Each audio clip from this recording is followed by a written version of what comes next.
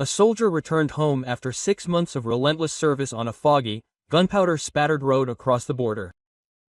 He didn't go home, but straight to the elementary school where his young daughter studied every day. When he saw her slumped motionless in the empty classroom and the teacher whispering something in her ear, the instinct that had kept him alive on the battlefield sounded a silent warning. Something dirty was secretly clinging to his child. The clock showed almost 5 p.m. The gates of Oakwood Elementary School remained ajar for children who stayed late for extra lessons. A figure appeared at the end of the hallway. Slow, deliberate footsteps paused quietly on the tiled floor. His military uniform still bore traces of dirt on the cuffs and shoulder boards. Lieutenant Daniel Wagers had returned from the border region after 6 months of service. Instead of going home, he went straight to the elementary school where his young daughter attended classes every day. In his hand he carried a worn, floppy-eared stuffed rabbit, a toy Mia often left behind. He remembered how she had once cried because she couldn't sleep without it. He smiled weakly and continued on his way. The hallway was deserted, no children's feet, no happy giggles. Everything seemed frozen in the light that fell diagonally through the windows, dividing the floor into alternating strips of light and shadow. He reached the door of classroom 4B. It was slightly ajar. Through the gap between the door and the frame, Daniel could see his daughter Mia sitting in the back of the classroom. Her small desk looked tiny next to the neatly stacked rows of tables and chairs. She had her head down, her arms wrapped tightly around her elbows. Her shoulders were trembling slightly, her hair falling to either side, covering her face. Beside her stood a woman, bent over me. Miss Holloway, their teacher. The sunlight streaming through the window cast her long shadow across the floor.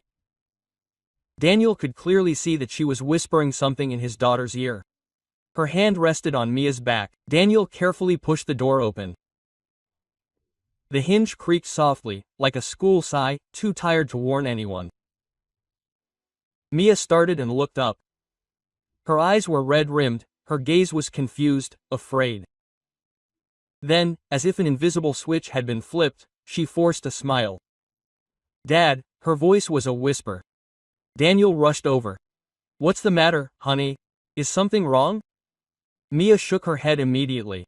"No, nothing's wrong. I'm just a little tired." The sound of low heels clicked a moment away. Miss Holloway stepped forward and smiled softly, as if she had just come from afternoon tea. "Little Mia is just a little emotional. She missed her father so much that she cried during the entire mate class.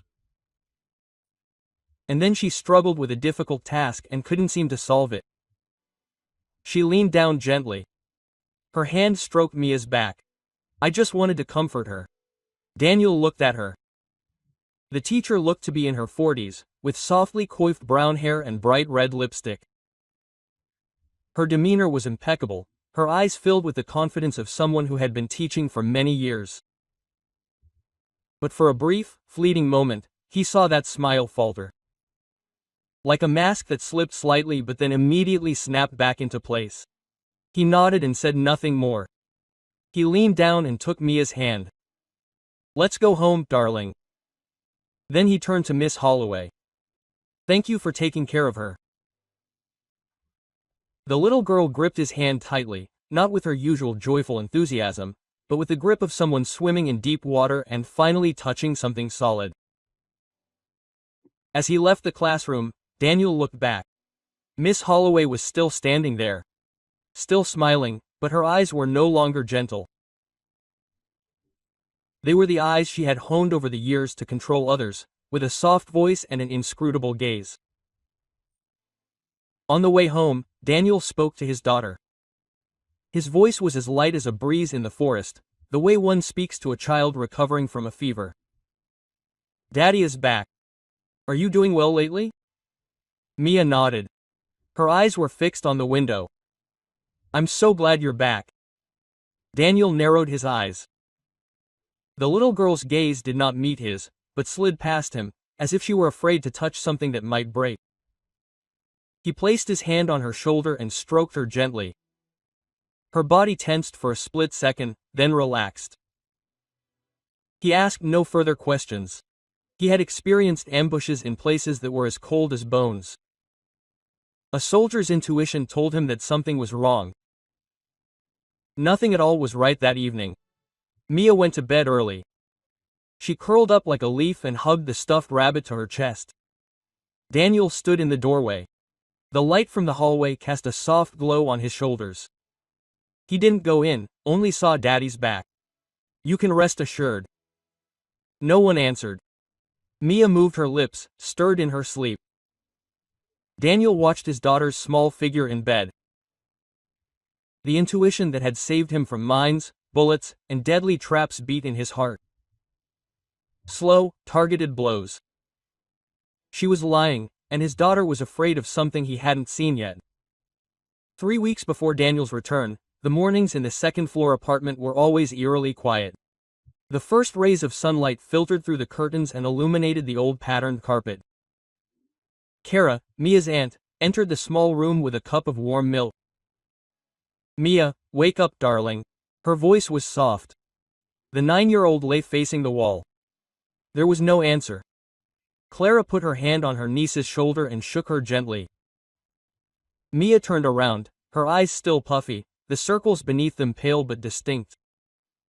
She nodded without speaking and then sat up quietly on the bed. The stuffed rabbit lay crooked. One ear was almost frayed, almost torn. Breakfast consisted of simple scrambled eggs and toast. Mia ate slowly, without fuss, but also without any signs of hunger. Her eyes stared into the distance, as if she were calculating something unspoken in her head. Clara poured herself more milk and asked hesitantly, "Is something wrong at school, sweetheart?"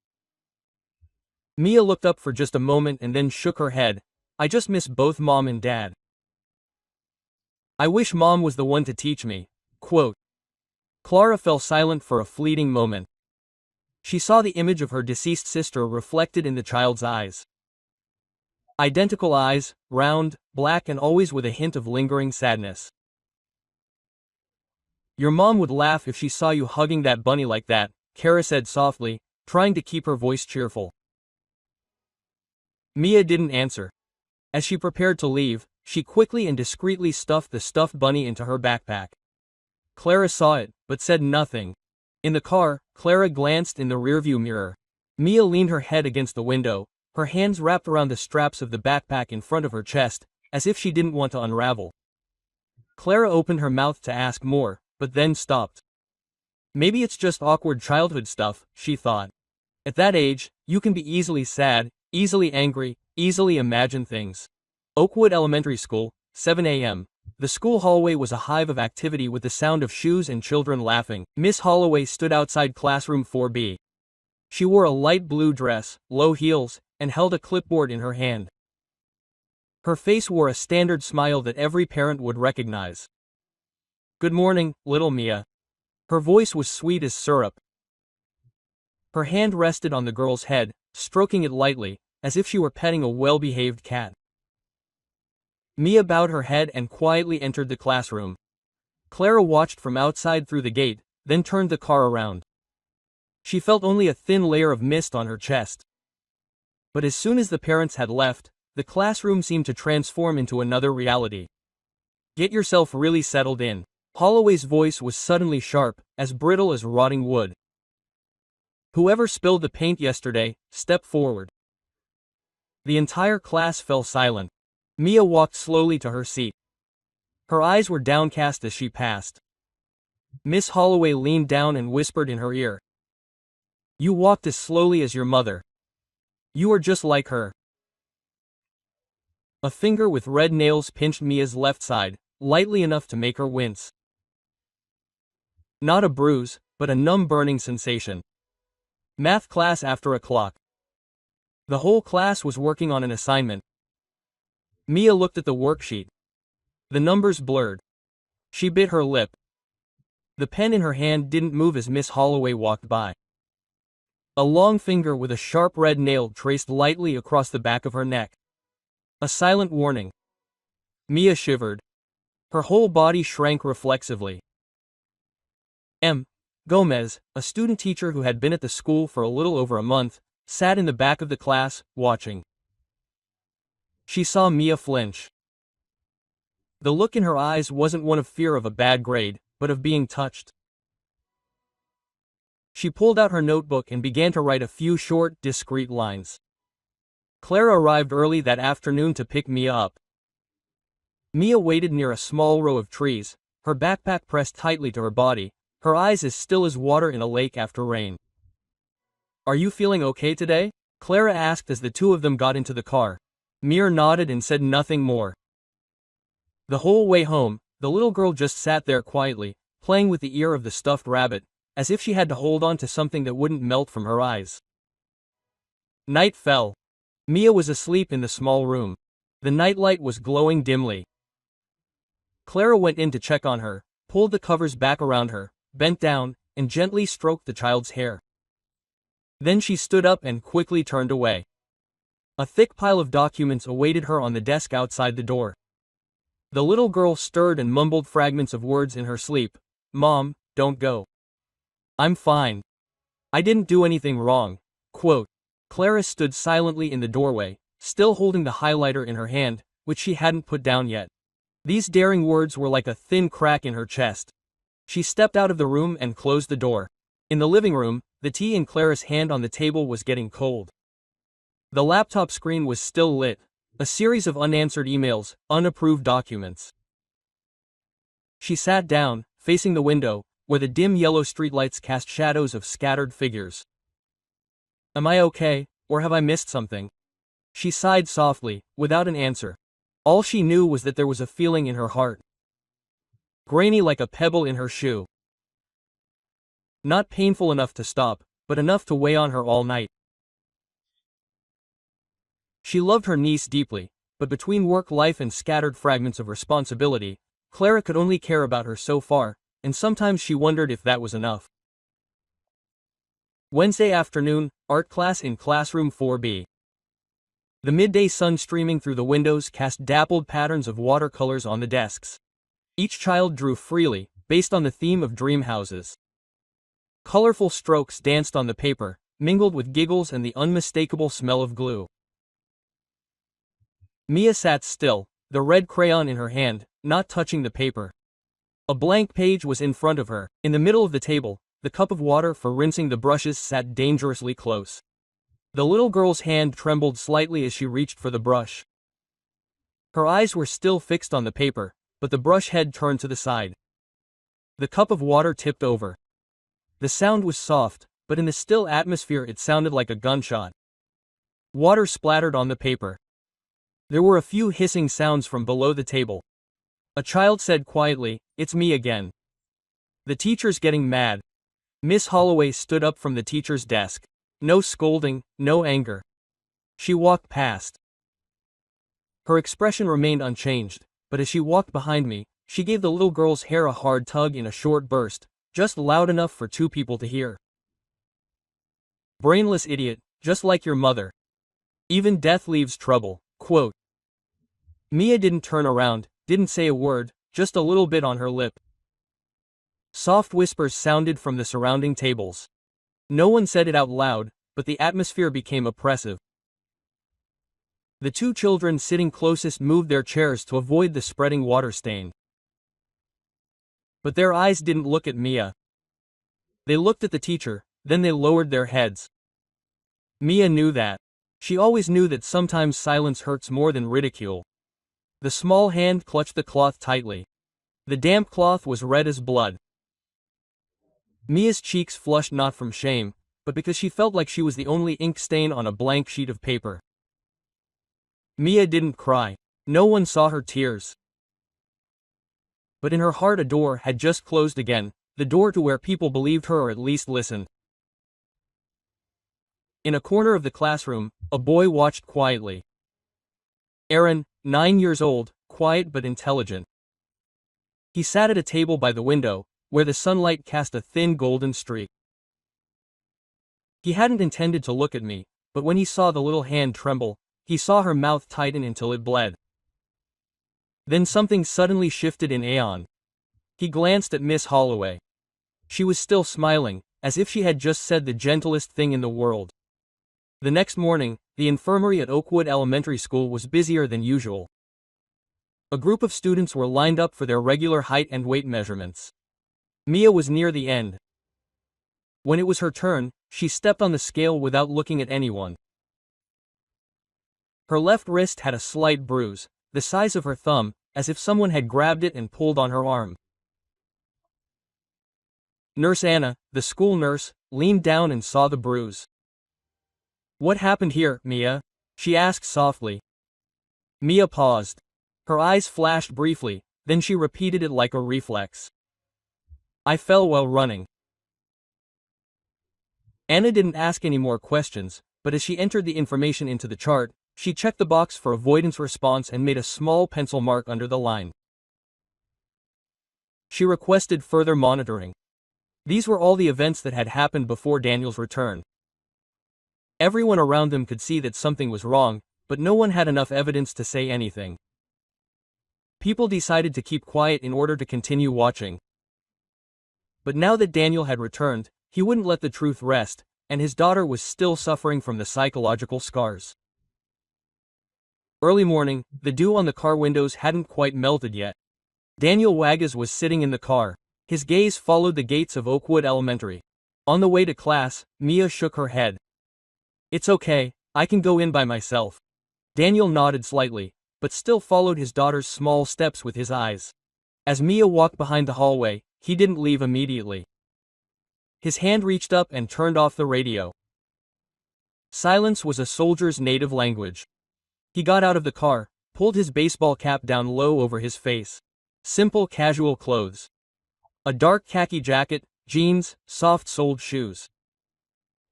He didn't stand out on the school grounds, but his eyes looked as if they still held the dust of the battlefield. He crossed the yard and approached the fourth-grade classrooms. In the hallway between classrooms 4A and 4B, he saw Miss Holloway helping some students straighten their uniforms. Her voice was still sweet, her figure dignified. Passing parents greeted her softly. Some whispered admiringly. Daniel hid behind a pillar and watched wordlessly as a little girl accidentally dropped her pencil case. Mia bent down to help her friend. Holloway turned around. Her gaze was sharp, but when she saw Daniel from a distance, her expression softened as if a switch had been flipped in her chest. Daniel didn't come any closer.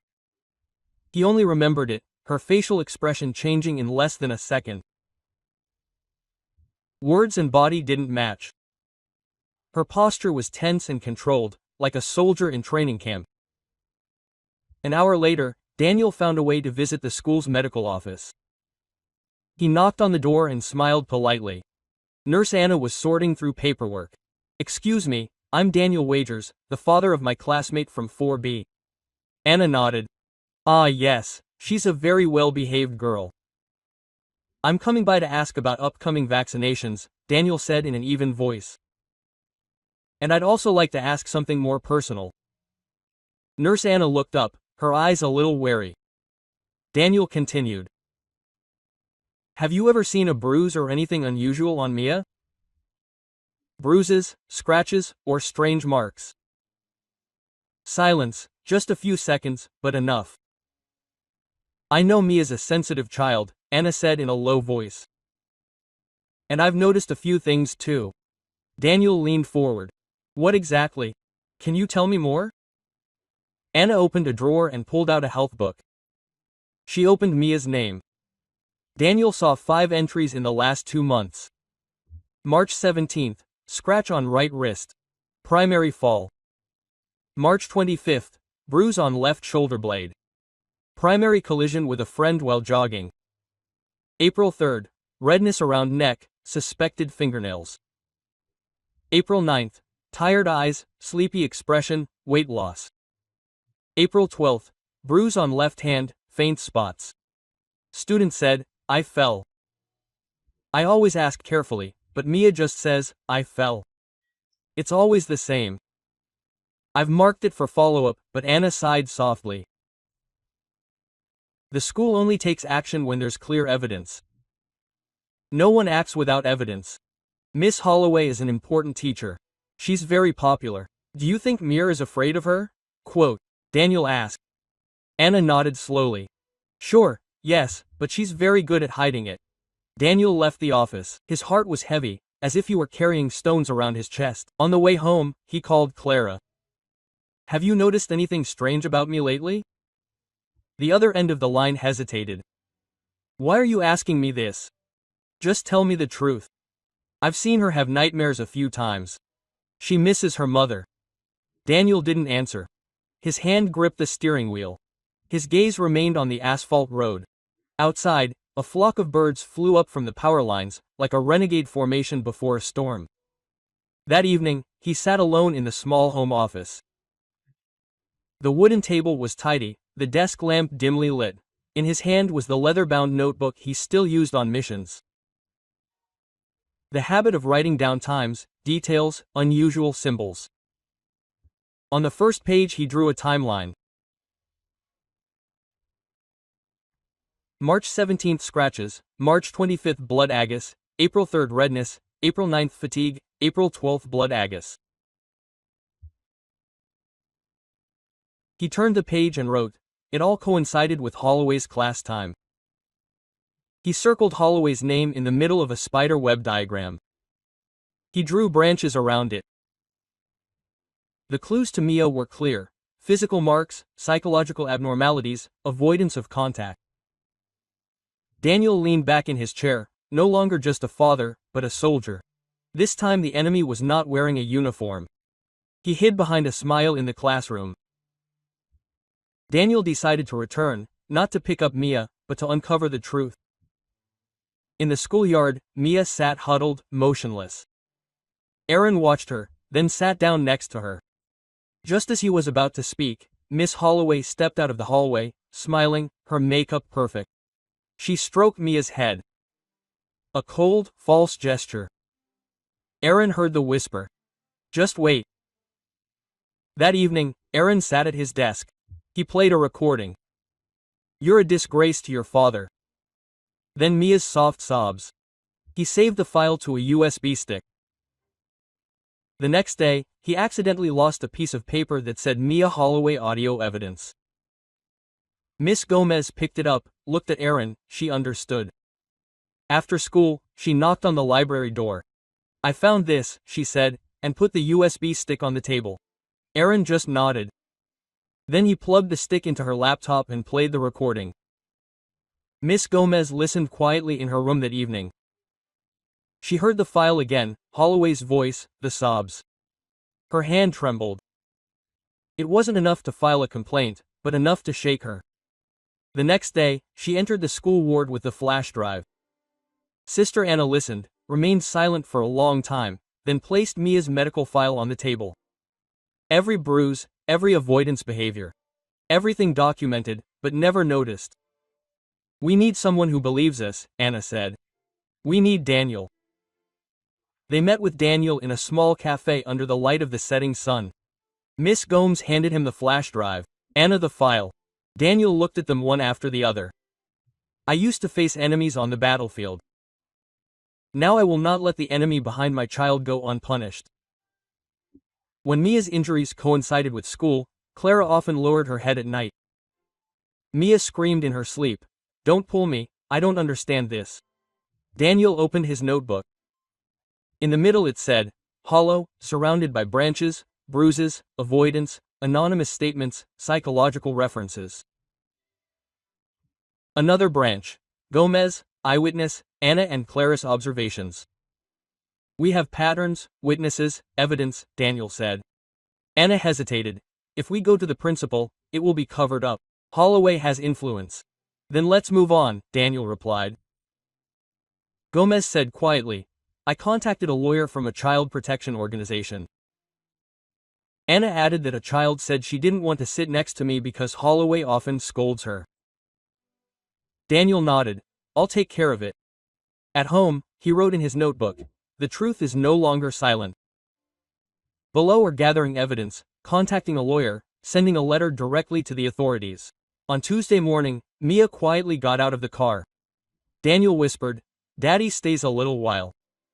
At school, Miss Gomez watched Mia in class.